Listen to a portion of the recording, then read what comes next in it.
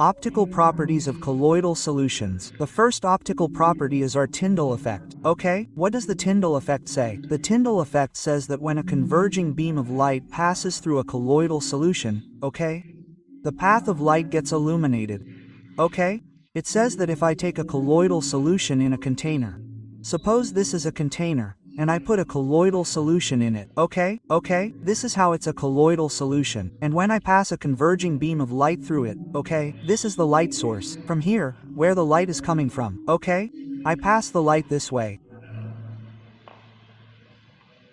okay, I pass the light this way, so the path of the light will be illuminated, okay, whatever part of the colloidal solution is the path of the light, it will be illuminated this way. It will start glowing. Okay? This is how the light will glow in that path. Okay? And what do we call this illuminated path? We call this illuminated path a Tyndall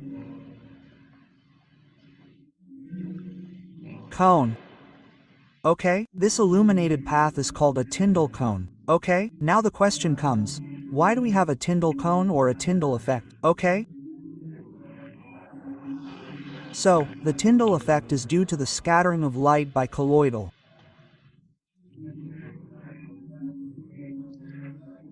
particles, okay? This means that whenever we pass light through a colloidal solution, okay?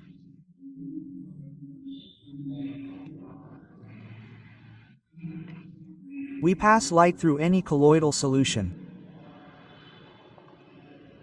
So, every single particle in a colloidal solution, okay? Suppose this is a particle. Each particle scatters light. Okay? As soon as light falls on this particle, okay? It will scatter light in all directions. Okay? This is what we call scattering of light. Okay, so the second property is scattering of light. Okay, particles of colloidal solutions scatter light, but particles of molecular solutions do not scatter light. Okay, so what can we do based on this? Based on this, we can differentiate between colloidal solutions and molecular solutions. Okay? Okay? So now, here are two properties of colloidal solutions, the Tyndall effect and scattering of light. Okay? These are used to detect colloidal size ranges.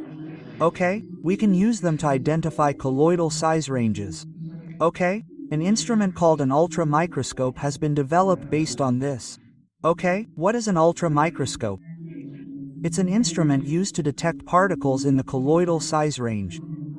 Okay? It works based on this. It works based on this principle. On what? Scattering of light by colloidal particles. Okay? Second, we can use scattering of light to find the molecular weight of a colloidal particle. Okay? Because what will the scattering of light do? It will produce turbidity in the solution. Okay? So, by measuring this turbidity, we can find out the molecular weight of the particle. Okay? How can we find it? So, the formula is HCt equals 1 m plus 2 Bc. Okay, H and B here, okay, H and B are our constants. C is the concentration of the solution, that is, the concentration of the colloidal particles present in it, okay? T is our turbidity, and M is our molecular weight, which we need to find out.